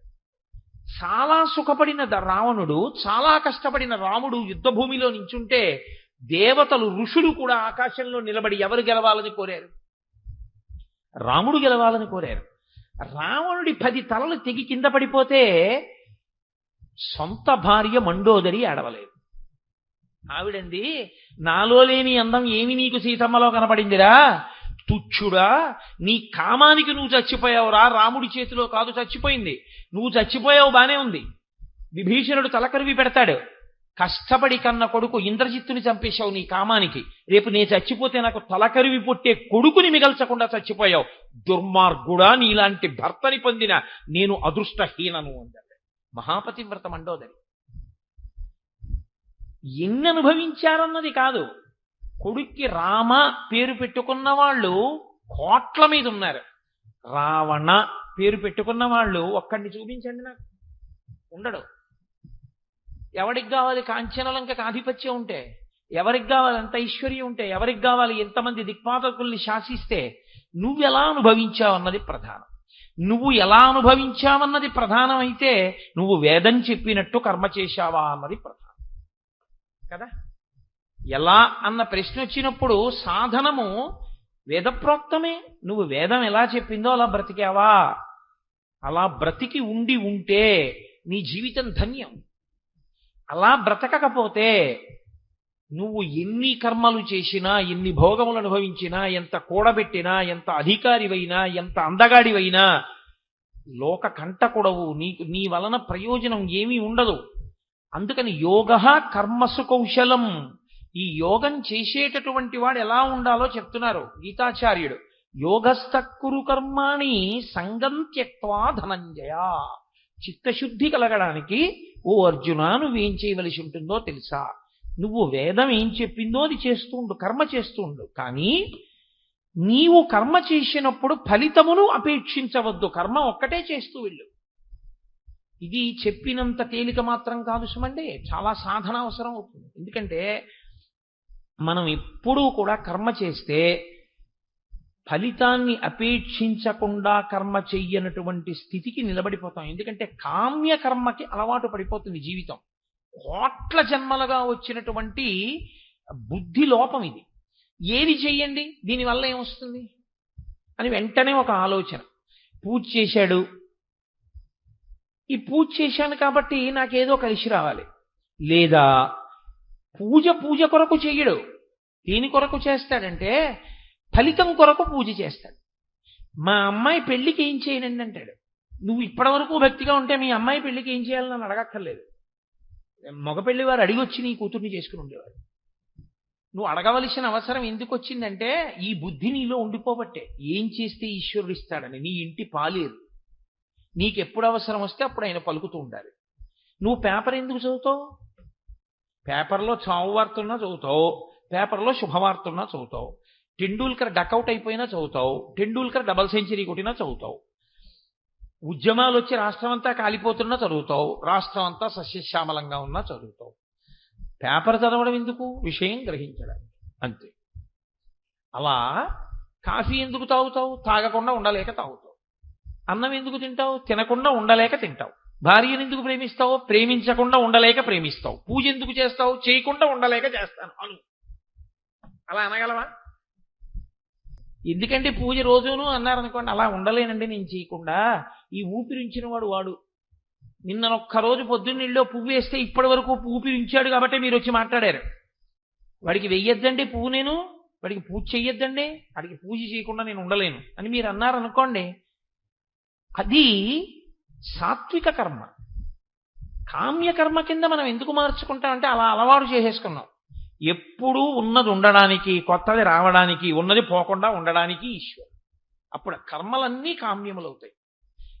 కామ్యకర్మ కాకుండా ఉండాలి అంటే ఈశ్వరుడు చెప్పాడు, నేను చేస్తున్నాను, సంగము లేదు, దీనివల్ల ఏమొస్తుంది ఏం పోతుంది నాకు అనవసరం. మీరు చూడండి, బ్యాంకులో క్యాషియర్ అని ఒక ఆయన ఉంటాడు. ఆయన్ని తీసుకెళ్లి చెస్ట్ దగ్గర ఓ సంతకం పెట్టించుకుని ఓ 10 లక్షలు ఇస్తారు. ఆయన వెంటనే ఇంటికి ఫోన్ చేసి, ఏమో మనకు 10 లక్షలు వచ్చాయి, ఏం చెయ్యాలో ఆలోచించి అంటాడా? 10 లక్షలు వచ్చినా నాది కాదు, తీసుకెళ్లి కౌంటర్లో పెట్టి కూర్చుంటాడు. ఓ విత్డ్రాయల్ ఫామ్ ఇచ్చారనుకోండి, ఉందా, ఇంతకుముందు ఖాతాలో చూస్తాడు, ఉంది. అయ్యో వీడికి ఇలా పెడపెడలాడే నోట్లు ఇచ్చేయడమా అని బాధే ఉండదు, ఇచ్చేస్తాడు. ఇంకోడు కట్టాడు, అయ్యా ఇంతమంది పట్టుకుపోయారండి వాళ్ళు, మీరు ఒక్కరేనయ్యా స్వామి, 25,000 తీసుకొచ్చి బ్యాంకులో కట్టారు, ఉండండి కాఫీ ఇప్పిస్తానంటాడా? ఏమీ అంటాడు. కట్టేవాడినైనా క్యూలో రమ్మంటాడు, పుచ్చుకునేవాడినైనా క్యూలో రమ్మంటాడు. 10 లక్షలు పట్టుకొచ్చాడు, 5 లక్షలు ఇంకా వచ్చిన 15 లక్షలు. తీరా సాయంకాలం కౌంటర్లో కట్టేటప్పటికి 23 రూపాయల 50 పైసలు ఉంది. ఆయనకి ఏమైనా మళ్ళీ ఫోన్ చేసి, ఏమిటో నా కర్మ, 15 లక్షలు వచ్చింది, 23 రూపాయల 50 పైసలు ఉంది సాయంకాలానికి అని ఏడుస్తూ ఇంటికి వెళ్తాడా? ఏమీ ఉండదు. వచ్చినా ఇక పొంగు లేదు, ఆచరణ లేకపోయినా ఆయనకి కుంగు లేదు. ఎందుకని? అవన్నీ బ్యాంకు వాళ్ళవి. తన కర్మ తను చేసుకెళ్ళిపోతాడు. అలా వేదం నిన్ను కర్మ చేయమంది, నేను చేస్తున్నాను. ఫలితం ఈశ్వరుడు ఇస్తాడు. ఇవ్వకపోతే ఎందుకు ఇవ్వలేదు వదిలిపెట్టేయి. అది భక్తి అన్న మాటకు అర్థం. ఇక్కడ మీరు ఏమి అంగీకరించవలసి ఉంటుందంటే ఈశ్వరుడున్నాడు అన్న మాట అంగీకరించవలసి ఉంటుంది. ఎందుకో తెలుసా అండి, కర్మకి ఫలితం అనేక రకాలుగా ఉంటుంది. నేను ఇది చేద్దాము, ఇలా అవుతుంది అని అనుకున్నాను, కానీ నేను అనుకున్నట్లు జరగలేదు. నేను అమ్మయ్యా ఎప్పటి నుంచో అనుకుని 2 నెలల ముందే మిడిల్ బెర్త్ అని రిజర్వేషన్ ఫామ్లో రాసుకుని, భోగి మధ్యలో ఉండేటటువంటి మిడిల్ బెర్త్ ఎంచుకుని, టాయిలెట్ల వాసన రాకుండా మిడిల్ బెర్త్లో పడుకుని వెళ్ళాలని కోరిక. అందుకని మిడిల్ బెర్త్ అని తీసుకున్నాను. ఇప్పుడు నేను మిడిల్ బెర్త్లో వెడతాను అని అనుకున్నాను. అలా వెడతానా వెళ్ళనా అన్నది ఈశ్వర ఇచ్ఛ. ఎందుకని? నేను మిడిల్ బెర్త్లో వెళ్ళొచ్చు, ఏసీ 3 టైర్లో బుక్ చేసుకుంటే అప్గ్రేడేషన్ వచ్చి ఏసీ 2 టైర్లోకి వెళ్ళొచ్చు. అప్పుడు నేను అనుకున్న కన్నా ఎక్కువ ఫలితం వస్తుంది. ఒకచో తీరా నేను వెళ్ళిన తర్వాత బోలెడంతమంది వృద్ధులు మిగిలిన 7 బెర్తుల వాళ్ళు వచ్చి, బాబు మేము ఆ అప్పరు ఎక్కలేము నాయన, ఆ మిడిలు మేము అసలు లోయర్లో తప్ప మిడిలే ఎక్కలేము, అప్పరు ఎక్కలేము, ఏమనుకోక నాయన, ఆ పక్కన ఉన్న అప్పర్లన్నీ మాకు వచ్చాయి, ఇదిగో మిగిలిన వాళ్ళందరూ పెడతాను, నువ్వు సర్దుకో, ఒంట్లో ఓపిక ఉన్నవాడివి కదా, ఏదో ఎలాగో అలా ఎక్కి దాని మీద పడుకుంటాం అన్నాడు. ఇప్పుడు నీ కళలేమయ్యాయి? ఎక్కడో టాయిలెట్ పక్కన ఉన్న అప్పర్ ఎక్కాలి, అబ్బెబ్బే వీలు లేదు, భీష్మించుకుని ఇక్కడే పడుకుంటానంటే అందరూ తిడతారే, బుద్ధిందా లేదా నీకు, ఒంట్లో ఓపిక ఉన్నాడు, విషలైన కింద పడుకుంటాడు, వెళ్ళి అక్కడికంటారు. అందుకని మీకు ఇష్టం ఉన్నా లేకపోయినా దానం చేసి వెళ్ళి అప్పర్ బెత్త మీద పడుకోవాలి. 3వ నెంబర్ బెత్త వచ్చింది, సుగంధం పీలుస్తూ పడుకోవడమే రాత్రంతాను. కాబట్టి నువ్వు అనుకున్నట్టు జరగకపోవచ్చు, అనుకున్న కన్నా ఎక్కువ అవ్వచ్చు, అనుకున్నది అనుకున్నట్టు జరగచ్చు, అనుకున్నది జరగనేపోవచ్చు. తీరా బయలుదేరదాం అనుకున్నావు, జ్వరం వచ్చింది, టికెట్ ఎవరికో ఇచ్చి ఎంత వస్తే అంతే వచ్చింది, క్యాన్సిల్ చేసేయండి అని ఉండిపోయావు. ఇప్పుడు ఇందులో నీకు సంకల్పం ఉంది, రిజర్వేషన్ చేయించుకున్నావు, వెళతావా వెళ్ళవా ఈశ్వరుడు ఒకడు ఉన్నాడు, వాడి నిర్ణయాన్ని బట్టి ఉంటుంది. వాడు ఎలా నిర్ణయం చేస్తే అలా ఫలితం వస్తుంది అని మీరు నమ్మడంలో, ఫలితాన్ని నువ్వు ఆశించవద్దు అండంలోనే ఇచ్చేవాడు ఒకడు ఉన్నాడు. వాడు ఇవ్వాలి అనుకుంటే నేను అనుకున్న దానికన్నా ఎక్కువ ఇస్తాడు. వాడు వద్దు ఇవ్వద్దు అనుకున్నాడు, వాడు అసలు అది జరగకుండా చేస్తాడు, లేక ఫలితాన్ని ఇవ్వడు. మీరు ఒక్కటే కొంచెం జాగ్రత్తగా ఆలోచించండి. అందరూ వ్యాపారం చేస్తారు. గుంటూరులో పొగాకు వ్యాపారం చేసిన వాళ్ళు చాలా మంది ఉన్నారు. ఇవాళ గుంటూరులో పొగాకు వ్యాపారంలో నిలబడిన వాళ్ళు 25 మంది కూడా నిలబడలేకపోయారు. మరి అందరూ ఆ వ్యాపారం చేసిన వాళ్ళే ఓ 25 మంది ఎందుకు మిగిలారు? అదే అదృష్ట దురదృష్టములని మనం అంటాం. అందరూ చదువుకున్న వాళ్ళే, అందరూ పరీక్ష రాసిన వాళ్ళే. అంత బాగా చదువుకున్న వాడికేమో 7,000 ర్యాంక్ వచ్చింది, అసలు ఎప్పుడూ అంత బాగా చదవని వాడికి 23వ ర్యాంక్ వచ్చింది. ఏమని చెప్పాలి? కాబట్టి నువ్వు కర్మ చేసేటప్పుడు ఫలితమును ఆశించకుండా చేస్తూ వెడితే ఫలితం ఇచ్చేవాడు ఒకడున్నాడు, వాడు ఇస్తే ఇస్తాడు, లేకపోతే లేదు. ఇప్పుడు ముందొచ్చే లక్షణం ఏమిటో తెలుసా అండి? ఉద్వేగము పోతుంది. రాలేదు, ఆయన ఇవ్వలేదు, వచ్చింది, ఆయన ఇచ్చాడు, నీ ప్రమేయం ఏమైనా ఉందా? కర్మ నువ్వు చెయ్యవలసింది చేసేసేయి. ఇప్పుడు అర్జున, నీకెందుకు అల్లరి? నే చంపచ్చా, నే చంపకూడదా? నీ కర్తవ్యం ఏమిటి? క్షత్రియుడిగా యుద్ధం చేయడం. నువ్వు యుద్ధం చేయి. అప్పుడు నువ్వు చచ్చిపోతావు, వాళ్ళు చచ్చిపోతావు, అది వేరే విషయం. అసలు యుద్ధం చేయకుండా కూర్చుంటే అది కర్తవ్యత నిష్టకి దోషం. కాబట్టి నువ్వు చెయ్యవలసిన పని నువ్వు చెయ్యి అంతే.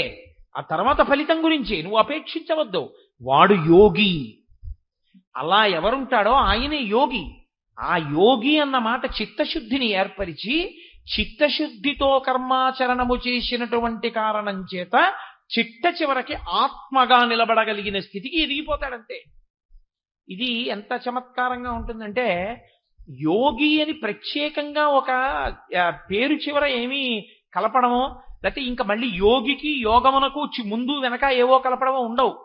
నేను మీతో మాట చెప్పేసి నా ఉపన్యాసం పూర్తి చేస్తాను, ఎందుకంటే వెనకాల కోలాట కార్యక్రమం ఉంది కాబట్టి. శ్రీరామాయణం ఇవాళ శ్రీరామ నవమి కదండి. అసలు యథార్థంగా ఇవాళ శ్రీరామనవమి. ఈ సమయంలో స్వామివారి యొక్క పట్టాభిషేక సర్గ చదివి వినాలి తప్పకుండా శ్రీరామనవమి నాడు సాయంకాలం. అందుకని ఆ రామచంద్రమూర్తిని మీరు గమనించండి. ఆయనేం అడగలేదు. అకస్మాత్తుగా ఓ రోజు తండ్రి గారు పిలిచాడు. పిలిచి కూర్చో. ఆయన వచ్చాడు, నమస్కారం పెట్టాడు రామచంద్రమూర్తి. దశరథుడు అన్నాడు అలా కూర్చున్నాడు. చైత్ర శ్రీమాన్ ఇయం మాసః పుణ్యః పుష్పితకానన యవ్వరాజ్యాయ రామస్య సర్వం మే ఉపకల్ప్యతాం అని నిన్ననే అడిగాను సభలో. చైత్రమాసం కదా, రాముడికి యవ్వరాజ్యం ఇద్దామనుకుంటున్నాను అన్నాను. ప్రజలందరూ అంగీకరించారు. రామా, అందుకని నీకు యవ్వరాజ్య పట్టాభిషేకం చేద్దామనుకుంటున్నాను. నాకు దుర్నిమిత్తములు కనపడుతున్నాయి, అందుకని తొందరగా చేసేద్దామనుకుంటున్నాను. నేను ఎక్కువ కాలం బతకను అని నాకు అనుమానంగా ఉంది. అందుకని నీకు రేపే యవ్వరాజ్య పట్టాభిషేకం. ఇవాళ రాత్రి వెళ్ళి నీ భార్యతో ఉపవాసం చెయ్యి. అలాగే నాన్నగారు నమస్కారం పెట్టి ప్రదక్షిణం చేసి వెళ్ళిపోయాడు. ఇప్పుడు నాన్నగారు రాజ్యం ఇస్తారని పొంగిపోలేదు రాముడు. వెళ్ళిపోయి ఉపవాసం చేశాడు. భార్యతో కలిసి ఉపవాసము అంటే ఉపవాసి, అన్యభావన రాకుండా ఉండడానికి పూజామందిరంలో పడుకుంటారు దంపతులు ఇద్దరు కలిసి. కాబట్టి పూజామందిరంలో పడుకున్నాడు రాముడు. పడుకున్నాడు, మర్నాడు నిద్రలేచాడు. తను చెయ్యవలసినటువంటి విహిత కర్మలన్నీ పూర్తి చేశాడు. పూర్తి చేసి అప్పుడు తండ్రి గారి యొక్క మందిరానికి వెళ్ళాడు. తండ్రి మొదలు నరికేసిన చెట్టు ఎలా ఉంటుందో అప్పటికి 50 మాటలు స్పృహ తప్పాడు రాత్రి.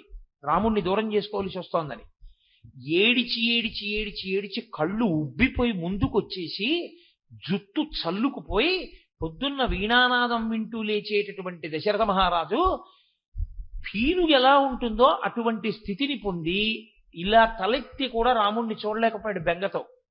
రామా, వెళ్ళిపోవలసి ఉంటుంది రాజ్యం నుంచి, రాత్రి మీ పిన్నమ్మ వరాలు అడిగిందని చెప్పలేక.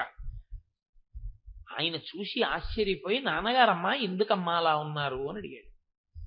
ఆవిడంది, నవపంచచ వర్షాణి దండకారణ్యమాశ్రిత చీరాజిన జటాధారి రామో భవతు తాపసః అభిషేక సమారంభో రాఘవస్యోపకల్ప్యతాం అనేనైవాభిషేకేన భరతో మిభిషిచ్యతాం.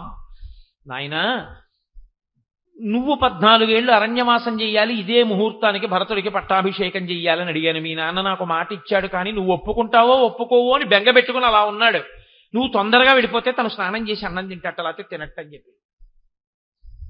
రాముడు అన్నాడు ఈ మాట విని, అదేంటమ్మా భరతుడికి రాజ్యం అడగడం ఏంటమ్మా, నన్ను అడవికి వెళ్ళమనడం ఏంటమ్మా, నేనేమో పట్టాభిషేకం జరుగుతుందని అందరికీ చెప్పేసుకున్నాను, ఇప్పుడు నన్ను అడవికి వెళ్ళమంటున్నారు కదా, నేనేం తప్పు చేశాను? రాజ్యం పెద్దవాడికి వస్తుంది, నాన్నగారు ఎవరమ్మా పెద్దవాడికి ఇవ్వనడానికి, రాజ్యం పట్టుకెళ్ళేసి తమ్ముడికి ఇవ్వడానికి ఆయన సొంత సొత్త, రాజ్యం వంశపారంపర్యంగా వచ్చే హక్కు అనాలి. ఆయన అన్నాడు, అమ్మా ఎంత పిచ్చిదానివమ్మా, దానికి 2 వరాలు అడిగావా? ఎందుకు? నువ్వు పిలిచి చెప్తే వెళ్ళిపోనేమిటి? రామా, భరతుడికి రాజ్యం ఇస్తాను, నువ్వు అడవికి వెళ్ళు అంటే నేను వెళ్ళను. అమ్మా, నువ్వు బాగా ఒక్క విషయాన్ని గుర్తించు తల్లి, నేను ఇవన్నీ కోరుకునేవాణ్ణి కాను, కేవలం ఋషితుల్యుణ్ణి. నాకు రాజ్యం ఇచ్చి నాన్నగారు చెయ్యమన్నా, నాన్నగారు చెయ్యమన్నారు కాబట్టి, నాన్నగారు చెప్పిన పని చెయ్యమని వేదం చెప్తోంది కాబట్టి ఆ కర్మ చేస్తారు. నాన్నగారు అరణ్యానికి వెళ్ళిపోమంటే, నాన్నగారు అరణ్యానికి వెళ్ళమన్నారు కాబట్టి సంతోషంగా వెళ్ళిపోతారు. నాన్నగారు రాజ్యం చేయమంటే సంతోషంగా చేస్తాను. నాన్నగారు చెప్పింది చేయడం నాకు కావాలి, కానీ నాన్నగారు చెప్పంది చేసి నేను సంతోషం పొందడం నాకు అక్కర్లేదు. కాబట్టి అమ్మా, నహమర్థపరో దేవీ లోకమా వస్తుముత్సహే విద్ధిమాం ఋషిభిః తుల్యం కేవలం ధర్మమాస్థితం. నాకు ధర్మం కావాలమ్మా, నేను ఋషిని, అలాగే వెళ్ళిపోతున్నానమ్మా అన్నాడు. ఉత్తర క్షణం అక్కడే పట్టాభిషేకానికి సంబంధించిన సంభారములు కనబడ్డాయి. ఇంకొకడైతే అవి చూడగానే బెగబెట్టుకుంటాడు. ఇవి కోటేశ్వరారు మీకు ఇస్తున్నాం అని తీసుకొచ్చి ఓ మంచి పట్టుపంచ ఉత్తరీయం అక్కడ పెట్టారనుకోండి. అంటే నేను ఉదాహరణకి చెప్తున్నాను, నాకేం అలాంటి పిచ్చి కోరికలు లేవు. అక్కడ పెట్టారనుకోండి, నేను అది చూసి అబ్బా అంచు చాలా పెద్దది ఉంది, ఈ పట్టుపంచ అబ్బో చాలా బాగుంది, వచ్చేసారి 2 నెలల తర్వాత మనం శంకర జయంతి నాడు కట్టుకుంటే బాగుంటుంది అని ఏవో ఆలోచనలు చేశాను. ఏమనుకోకండి, పెద్ద ఆయన మహాపండితులు ఎప్పుడు రాని వారు వచ్చారు కోటేశ్వరారు, ఏమనుకోకండి, మీకు నూలు పంచి ఇస్తున్నాం, ఇది ఇచ్చేస్తున్నాం ఆయనకని ఇచ్చేశారు. ఇప్పుడు నేను వెంటనే అదే పంచవంక చూస్తున్నాను అనుకోండి, నా భావనలో మార్పు వచ్చేస్తుందా రాదా? ఏమిటో ఆ పంచ నాకు అనుకున్నాను, ధూర్తుడు ఇప్పుడే వచ్చాడు, ఒక 10 నిమిషాలు ఆలస్యమైనా బాగుండేది, వెళ్ళిపోయింది పంచ అనుకుంటానా అనుకోనా? సంభారమును చూసినప్పుడు లోపల ఉన్న భావాన్ని బట్టి ప్రతిస్పందన ఉంటుంది. రాముడు బయటికి వస్తూ చూశాడు పట్టాభిషేక సంభారం, ఇది భరతుడికి వెళ్ళిపోతోంది. ఇప్పుడు ఆయన అలా అనలేదు. ఆయన అన్నాడు, ఈ సంభారములు ఎప్పుడు వాడినా పట్టాభిషేక సంభారములు, ఒక వ్యక్తికి రాజ్యాధికారం ఇవ్వగలిగిన పదార్థములు, పవిత్రములు, కాబట్టి వాటికి ప్రదక్షిణం చేసి వెళ్తానని ప్రదక్షిణం చేసి నమస్కారం చేసి వెళ్ళిపోయాడు. అంటే లోపల కోరికేం లేదనడానికి అదే ఆయన యొక్క నడవడి. రాముడు అంటే కర్మయోగి. ఆయన వేదం ఏం చెప్పిందో, ధర్మం ఏం చెప్పిందో అది చేస్తాడు తప్ప ఎలాగో అలా ప్రయోజనం సాధించుకోవాలనుకున్నాడు అనుకోండి, అసలు సుగ్రీవుడితో స్నేహం చేయక్కర్లా, వాలితో స్నేహం చేస్తే చాలా సీతం వచ్చేస్తుంది. ఏ సుందరకాండ ఉండదు రామాయణంలో. కానీ ఆయనకి కావలసింది ధర్మం. ధర్మం లేని వాలితో స్నేహం చేయడం కన్నా ధర్మం ఉన్న సుగ్రీవుడితో స్నేహం చేశాడు.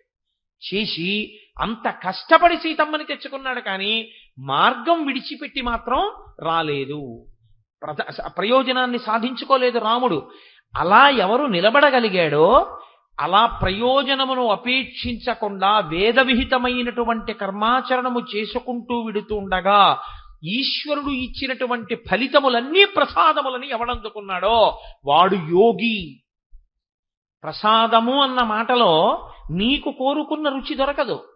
మీరు తిరుపతి వెళ్ళి బయటకు వస్తుంటే ఒకసారి చక్రపొంగలు ఎడతారు, అబ్బా నా అదృష్టం ఎప్పుడు అనుకున్నాను, మా ఇన్నాళ్ళకి చక్రపొంగలు వచ్చిందని తిన్నావు. మర్నాడు మళ్ళీ దర్శనానికి వెళ్ళావు, అదే వేళకి వెళ్ళావు, చక్రపొంగలు ఎడతారని పులిహార ఎట్టారు.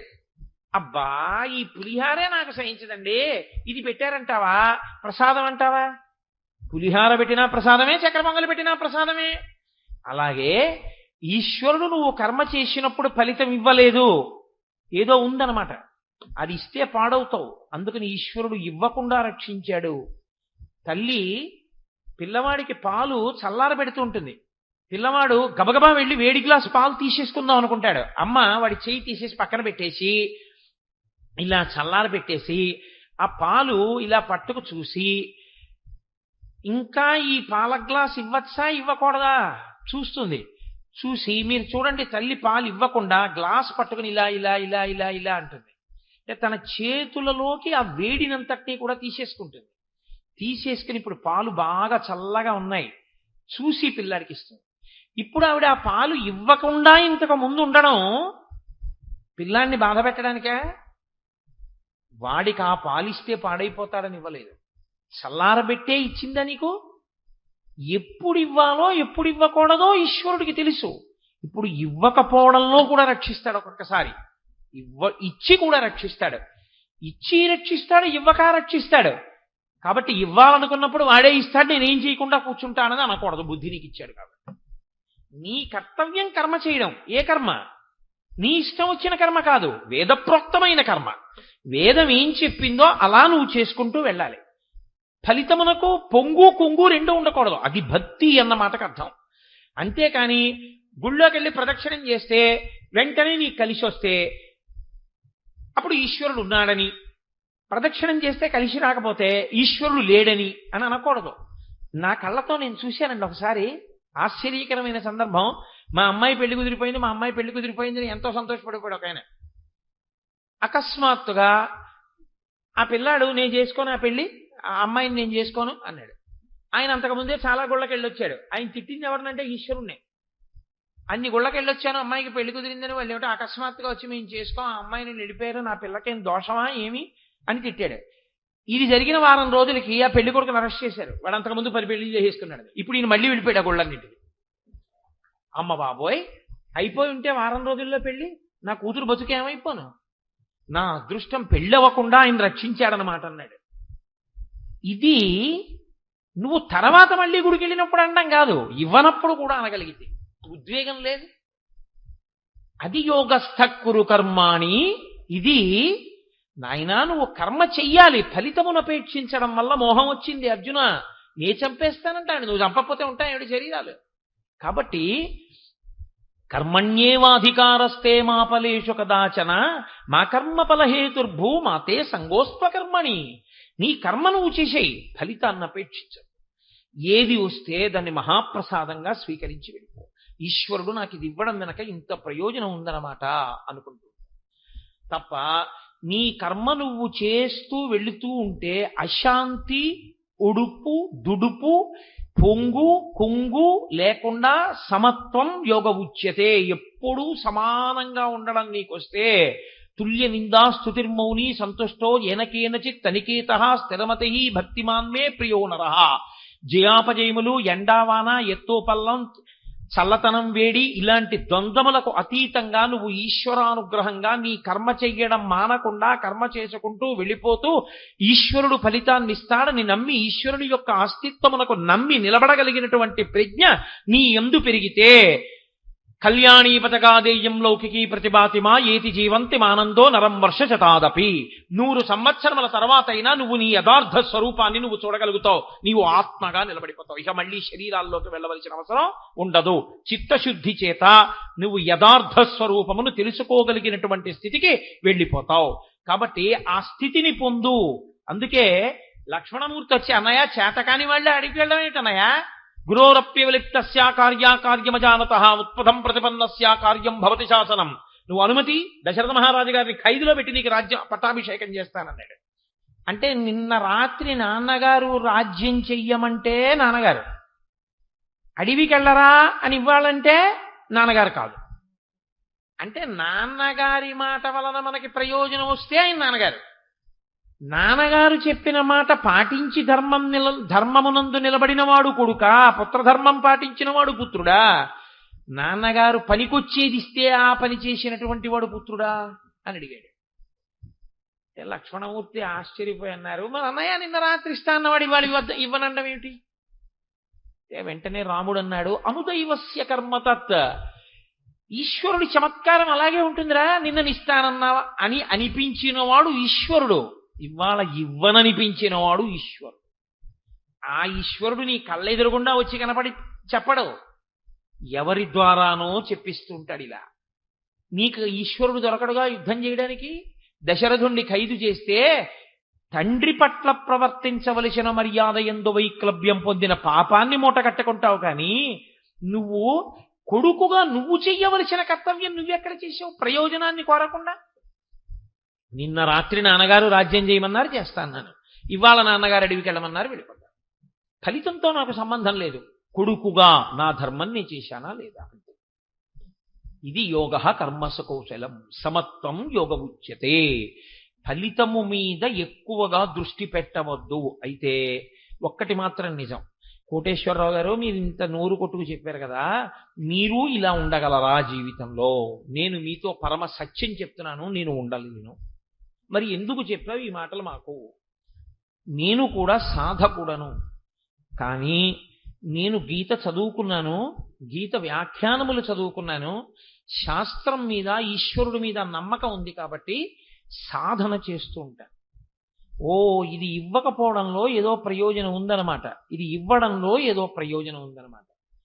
సాధారణంగా నేను ఉపన్యాసానికి వస్తాను అని మాట ఇచ్చిన తర్వాత నేను ఉపన్యాసానికి రావడం మానేసినటువంటి సందర్భాలు పరమేశ్వరుడి అనుగ్రహంతో నా జీవితంలో ఇప్పటి వరకు ఎప్పుడూ లేదు. 2-3 సందర్భాల్లో మాత్రం నేను వెళ్ళకపోవడం జరిగింది.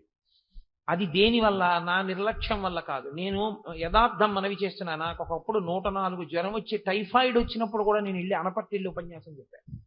నా ఒంట్లో ఊపిరి ఉన్నంతసేపు నా మాట నిలబెట్టుకునే ప్రయత్నం చేద్దాం. ప్రార్థనా శ్లోకం చెప్పి వెళ్ళిపోదాం. అయ్యా కూర్చోలేనండి, ఒళ్ళు వేడిగా ఉందండి అని చెప్పి. ఇదే అనపర్తి తప్పనిసరి పరిస్థితుల్లో వెళ్ళవలసి వస్తే వెడతానా వెళ్ళనా అంతర్జనంలో. ఉపన్యాసానికి మాత్రం ఎందుకు మానేయాలి నా కర్తవ్యంలో అని నేను వెళ్ళాను. సాక్షాత్తుగా నా పెద్ద తండ్రి కొడుకు నా అన్నయ్యే శరీరం విడిచిపెట్టి నాకు అశౌచం వస్తే నేను దేవాలయంలోకి వెళ్ళి కూర్చుని ప్రసంగం ఎలా చేస్తాను? నేను చెయ్యలేను. అప్పుడు నేను వెళ్ళలేదు. ఈ మధ్యనే వెళ్ళలేదు అలా ఓ ప్రసంగానికి నేను. అప్పుడు నేను అనుకున్నాను, ఈశ్వరుడు ఎప్పుడూ నేను ఇచ్చిన మాట నిలబెట్టుకునేటట్టు చేశాడు. అటువంటి ఈశ్వరుడు నా మాట నిలబడకుండా చేశాడు. ఒక్కరోజే చెప్పేటట్టు చేశాడు. దీని వెనక ఏదో ఉందన్నమాట అనుకున్నాను. దాని వెనక ఏముందో నాకు అర్థం అయ్యుండొచ్చు, అర్థం అవ్వకపోవచ్చు. అది సభాముఖంగా చెప్పేది కావచ్చు, కాకపోవచ్చు. కానీ అప్పుడు కూడా నేను ఈశ్వరుడికి నమస్కారమే చేశాను. ఎందుకో తెలుసా అండి? అలా చెయ్యాలి సుమా అని గీత చెప్తోంది మనకి. తప్ప ఇవాళ నేను ఒక రోజు ఉపన్యాసం చెప్పడానికి ప్రతిబంధకం వచ్చేసిందని నేను ఈశ్వరుణ్ణి తిట్టకూడదు. ఎందుకు ఈశ్వరుడు బహుశಃ నన్ను వెళ్లకుండా చేశాడో అనుకున్నాను. నిజంగానే నాకు ఒక అద్భుతం తర్వాత తెలిసింది. నేను ఒక్కరోజు ఉపన్యాసం చెప్తే తర్వాత మిగిలిన రోజులు నేను వెళ్ళకూడదు. కాబట్టి ఏ పండితుడు లభించకపోతే నేను మా గురువు గారిని ప్రార్థన చేస్తే, నీ మాట నిలబడాలి కాబట్టి నాయనా నేను వచ్చి చెప్తానని మా గురువు గారు కూర్చొని చెప్పారు. గురువు గారు పక్క సందులోకి వచ్చి ఉపన్యాసం చెప్తుంటే నేను ఇంట్లో కూర్చోకూడదు దోషమని, మైలతో ఉండి సభలోకి వెళ్ళకూడదని దూరంగా సందులో ఓ ఇంటి ముందు అరుగు దగ్గర ఓ కుర్చీ వేయించి కూర్చున్నాను. మా మోహన్ రావు గారే తీసుకొచ్చి వేశారు. ఓ ప్లాస్టిక్ కుర్చీలో కూర్చుని వినేవాడిని. గురువు గారి మీద గౌరవం, వినకుండా ఉండకూడదు. నాకు ఆ తర్వాత అర్థమైంది, నేను ఆ సమయమునందు గురువు గారు చెప్తుండగా రామ సంబంధమైన విషయం వినడం నాకు జాతకరీత్యా చాలా మంచి విషయము అని. ఓ ఈశ్వరుడు నువ్వు చెప్పడం కాదు, నీకు జాతకంలో ఒక గొప్ప ప్రయోజనం సిద్ధించడానికి నువ్వు గురుముఖతః రామాయణాన్ని కొన్ని రోజులు వినవలసి ఉంది. ఇది నేను ఒక్కనాటికి ఇవాళ ఉన్న పరిస్థితుల్లో గురువుగారి దగ్గరికి వారం రోజులు వెళ్ళి కూర్చుని గురువుగారు రామాయణం చెప్పండి అని అడుగుతానా? అడగను. కానీ ఇలాంటి పరిస్థితిని కల్పించి గురువుగారు తప్ప అన్యులు రాని స్థితిని కల్పించి గురువుగారు వచ్చేట్టు చేసి గురువుగారు చెప్తుంటే నేను కూర్చుని వినేటట్టు చేసి నాకు ఒక పెద్ద ప్రయోజనాన్ని ఈశ్వరుడు కల్పించాడు. చూశారు, ఒక్కొక్కసారి మన మాట నిలబెట్టుకోలేకపోవడంలో, అలా అని అన్ని కాలముల యందు అబద్ధమాడి కాదు, అది యోగ కర్మసు కౌశలం. మీతోనే మనవి చేశా, వేదప్రోక్తమైనటువంటి విధి విధానమై ఉండాలి. అశౌచమునందు ఉపన్యాసానికి గుళ్ళోకి వెళ్ళకూడదు కాబట్టి వెళ్ళలేదు, అంతేగాని వంకపెట్టి ఉపన్యాసం మానేయకూడదు.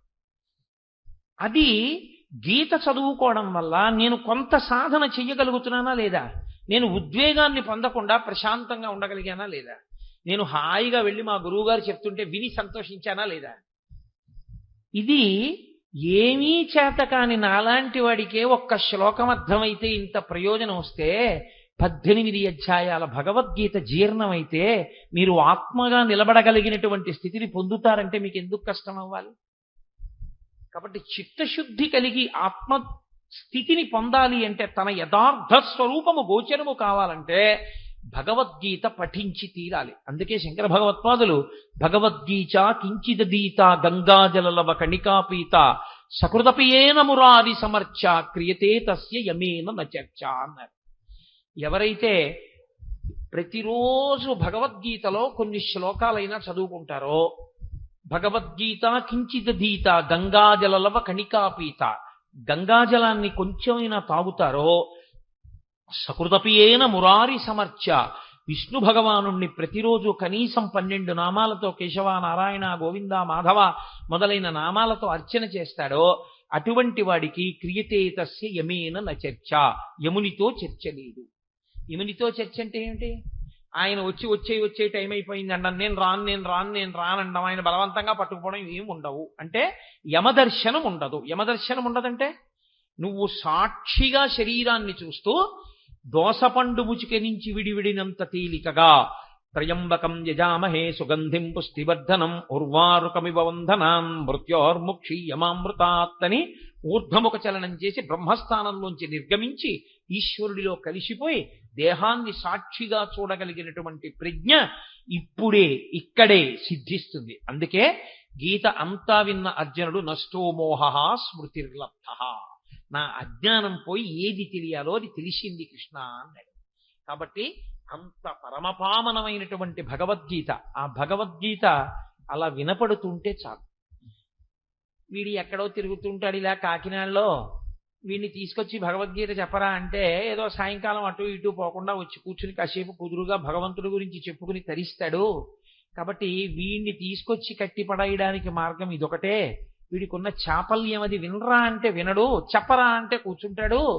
అందుకని చెప్పరా అని తీసుకొచ్చి కాసేపు ఇక్కడ పడేస్తే ఏదో భగవద్గీత చెప్పుకుని తరిస్తాడు. ఇంత గొప్ప ఉత్సవాల్లో వీడు పాల్గొన్నాడు, వీడు ఏదో సేవ చేశాడన్న పుణ్యాన్ని కట్టపెట్టి వీడిని ఉద్ధరిద్దామని నా యందు అపారమైనటువంటి కృప వహించి సుబ్బారావు గారు నన్ను తీసుకొచ్చి ఇక్కడ కూర్చోపెట్టి నా చేత వారం రోజుల పాటు భగవద్గీత గురించి చెప్పాడు అన్న మర్యాద నాకు కట్టపెట్టి ఇంత గొప్ప ఉత్సవంలో నేను కూడా నా శరీరము, నా మనస్సు, నా వాక్కుతో నేను చెయ్యగలిగినటువంటి సేవ చేసుకున్నానన్న ఒక గొప్ప తృప్తిని నాకు మిగల్చారు.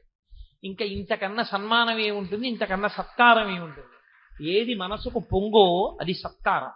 కాబట్టి ఇక నాకు వేరు సత్కారం చేసే ప్రయత్నం చేస్తే ఈ సత్కారం తాలూకా పొంగు కుంగిపోతుంది కాదు. పాలు పొంగుతున్నప్పుడు నీళ్లు జల్లేస్తే వెనక్కి వెళ్ళిపోతాయి. కాబట్టి ఇంత గొప్ప ఉత్సవంలో సహకరించినందుకు సత్కారం చేయించుకుంటే ప్రతిఫలం కోరుకున్నవాడిని అయిపోతాను. ఇప్పటిదాకా నేను చెప్పిందేమో యోగః కర్మసు కౌశలం యోగస్థ కురు కర్మాణి సమత్వం యోగ ఉచ్యతే అని, నేనేమో కర్మణ్యేవాధికారస్తే మా ఫలేషు కదాచన మా కర్మఫల హేతుర్భూ మాతే సంగోస్త్వ కర్మణి, ఇన్ని మాటలు చెప్పి ఇవన్నీ చెప్పినందుకు నాకు సత్కారం చేయండి అని శాలువాలు కప్పించుకుంటే ఇంకా నేను చెప్పింది దేవుడు చెప్పినట్టు భగవద్గీత ఇదిగో ఇంటూ 0 అవుతుంది. అందుకని నాకు మీరు చెయ్యగలిగిన మహోపకారం ఏమైనా ఉంటే నాకు మీరు సత్కారం చెయ్యొద్దని నేను అన్నా. మీ మనసు దిగులు పొందుతుంది నాకు తెలుసు. సుబ్బారావు మనసు అప్పుడే ముఖం మారిపోతోంది. మీరు బెంగ పెట్టుకోక్కర్లేదు, నాకు సత్కారం చేసినట్టే.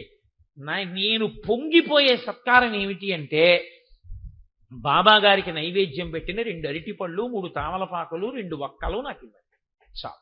కాబట్టి అది నేను పరిపూర్ణ సత్కారంగా స్వీకరించి పొంగిపోయి ఎప్పుడెప్పుడు సుబ్బారావు గారు ఉత్సవం చేసినా అది 3 పువ్వులు 6 కాయలై కొన్ని వేల మందికి ఫలితాన్ని అందించేదై పరమేశ్వరుడు తన నిర్హేతుక కృపాకటాక్ష వీక్షణముల చేత ఆయనకి ఆయురారోగ్య ఐశ్వర్యాలు ఇవ్వాలని భగవంతుడు ఆయన ఆరోగ్యాన్ని పరిపుష్టం చేసి కొవ్వాడ గ్రామంలో ప్రత్యేకించి మిగిలిన చోట్ల పాపం ఆయన ఎన్నో చేస్తుంటారు.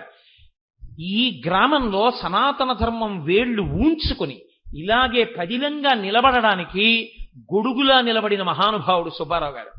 అటువంటి సుబ్బారావు గారికి భగవంతుడు అన్ని విధాలా శ్రేయస్సు ఇవ్వాలని నేను త్రికరణ శుద్ధిగా ఇంత పవిత్రమైన వేదిక మీద ఒక్క మాట నా మనసులో లేనిది నేను చెప్పను. త్రికరణ శుద్ధిగా అంజలి ఘటించి భగవంతుని పాదములకు శిరస్సు తాటించి నమస్కరించి ప్రార్థన చేసి నేను వేడుకుంటున్నాను. కాబట్టి మనందరం కోరుకునేది సుబ్బారావు గారు చిరాయులై ఇలా ఎన్నో కార్యక్రమాలు చేస్తే, ఎన్నో జరిగితే చూసి పొంగిపోగలిగితే చాలు నాకు పరమానందం. నాకు కోటేశ్వరరావు గారు మీరు సభకొచ్చి ప్రసంగం చేయండి అని కూడా నన్ను అడగక్కర్లా, నేనే వచ్చి చూసి వెళ్ళిపోతుంటాను సంతోషంగా. నేను ఇవాళ రాలా మధ్యాహ్నం భోజనాల దగ్గరికి, ఒక్కసారి అక్కడ నిలబడి అంతమంది స్త్రీలను చూసి పొంగిపోయా కామరాజు గారితో వస్తూ. ఆ లోపలికి వెళ్ళి అంతమంది అన్నం తింటుంటే పొంగిపోయా చూసి. ఓ ఎంతమంది ఎంత సంతోషంగా వచ్చారు, నా తండ్రి ఇన్ని ముఖాలతో తింటున్నాడు పరవశించిపోయి. నాకు ఏదో కాస్త నైమిత్తిక కర్మాచరణ ఉంది కాబట్టి కాస్త మధుర పదార్థాన్ని పంక్తిలోకి వచ్చి తినకుండా వెళ్ళకూడదు కాబట్టి మధుర పదార్థాన్ని నోట్లో వేసుకుని మళ్ళీ వెళ్ళిపోయాను. కాబట్టి సుబ్బారావు గారు అక్కడ ఉన్నారా లేరా, నాకు స్వాగతం పలికారా లేదా, నేనేమైనా అడిగానా? లేదు. నాకు సుబ్బారావు గారు చేసిన కార్యక్రమం జయప్రదం అయితే చూసి సంతోషించడమే నాకు సంతోషం. కాబట్టి సుబ్బారావు గారు ఇలా కార్యాలు చేసి సఫలీకృతం అయితే చాలు నాకు. ఉపన్యాసం కోటేశ్వరరావు మీరు చెప్పండి అని అడగలేదని కూడా నేను నొచ్చుకోను.